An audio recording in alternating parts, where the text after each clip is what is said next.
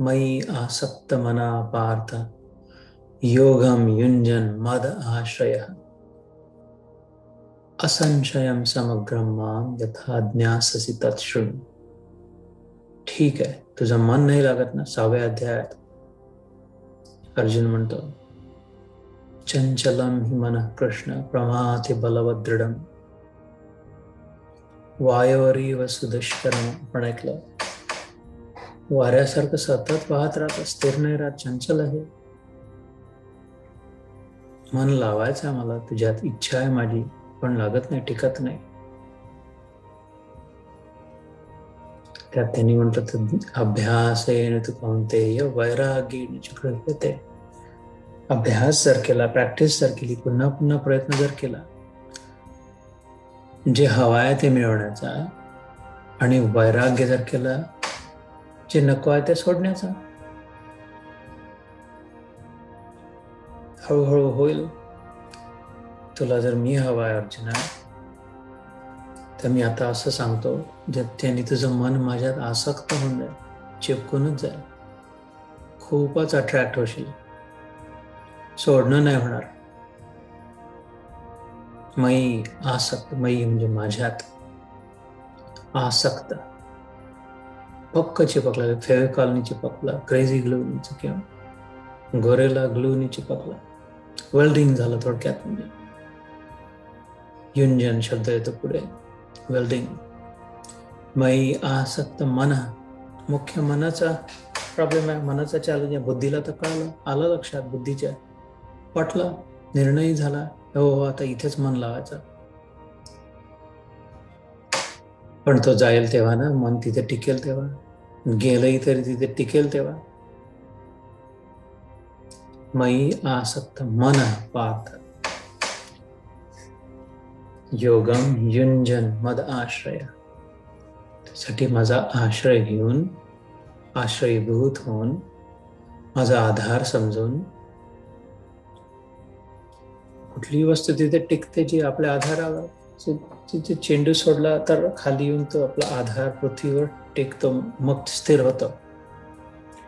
आणि समुद्राला नाही मिळत तोपर्यंत वाहत जातात, जितकी जितकी खोली मिळाली, खोल मिळत गेलं तर वाहतच जातात, जोपर्यंत सी लेवल, समुद्र पातळीपर्यंत नाही येत, मग स्थिर होतात. आग वर जातच जाते, किती आग त्याचे फ्लेम्स, त्याच्या ज्योती त्याची वरच दिव्याची, आपल्या आधाराकडे जाण्याचा प्रयत्न.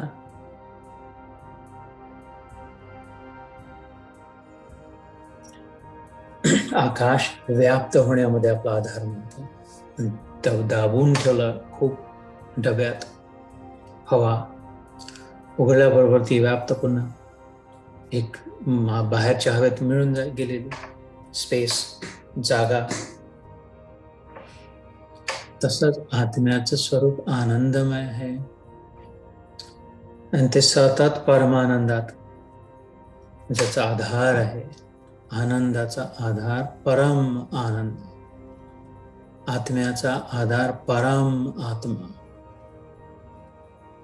एवढंच नाही, पण ईश्वर, सगळे जे आहे, तुम भगवान हो, ईश्वर हो, या सगळ्यांचा आधार परम ईश्वर, परमेश्वर,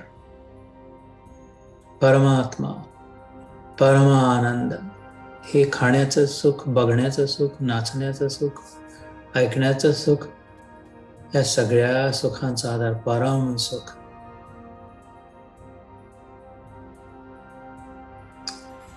मद आश्रय, आश्रय म्हणजे आधार. कृष्ण म्हणतो, माझ्या हे सगळ्याचा शेवटचा टोकाचा आधार मीच आहे. जोपर्यंत तू माझा आधार नाही स्वीकार करत, घेत नाही, जाणून नाही घेत, तोपर्यंत असंच राहणार जीवन.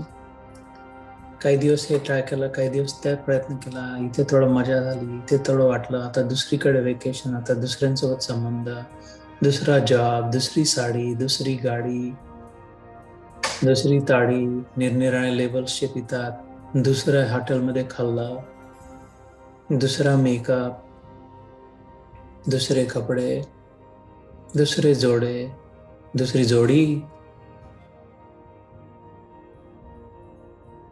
कारण परम सुख त्या कशात नाही. थोडं सुख आहे, थोडं सुख वाळून जातं. मद आश्रय, श्रीकृष्ण म्हणतो जोपर्यंत नाही तोपर्यंत परम सुख नाही. मग हे भटकंती. मयी आसक्त मना पार्थ योगम युंजन मद आश्रय. मग मात्र चिपकशील की बसत जा, तिथेच बसून राहशील. कारण तिथून चाखणारं सुख, आनंद, शांती, सगळ्या शांतीचा आश्रय परम शांती. आजपर्यंत नशी अनुभवली नसेल तिथून जाण्याचं मन नाही करणार. मग असंशयम समग्रम. दुसऱ्या ओळीत म्हटलं त्या श्लोकात, पहिल्या 7व्या अध्यायाची पहिला श्लोक, दुसरी ओळ. असंशयम समग्रम. मग काही डाऊट नाही राहणार. प्रश्न असं तर नाही आहे, तसं तर नाही आहे, अजून हे तर खाऊन पाहू, इथे तर जाऊन पाहू, यांच्याशी तर बोलून पाहू. मनच नाही उठणार इथून पहिले. नंतर करू बाकी सगळं. जसं आतापर्यंत उलट व्हायचं. देवाचं नंतर करू, आता भांडे घासायचे राहिलं, एवढा फोन कॉल राहिला आहे, यांना हॉस्पिटलचा राहिला आहे. देवाचं नंतर करू, नंतर ऐकू. त्याचे उलट होईल. पहिले हे, बाकी सगळं नंतर.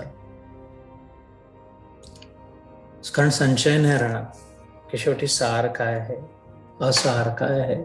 सारासार विवेक जागृत. असंशयम समग्रम, पूर्ण. अग्र म्हणजे टोकाचा, सम म्हणजे सगळे. जे काही सार आहे, जे काही जाणण्यालायक, ज्याने काही फरक पडेल, ज्याला काही अर्थ आहे, ज्यात काही दम आहे, असं ज्ञान ज्यात सामर्थ्य आहे कायापालट करण्याचं. यथा ज्ञास्यसि, हे ज्याने तुला लक्षात येईल, ज्ञान मिळेल, कळेल. तत् शृणु, ते ऐक. मय्यासक्त मना पार्थ योगम युञ्जन् मदाश्रयः असंशयं समग्रं मां यथा ज्ञास्यसि तत् शृणु.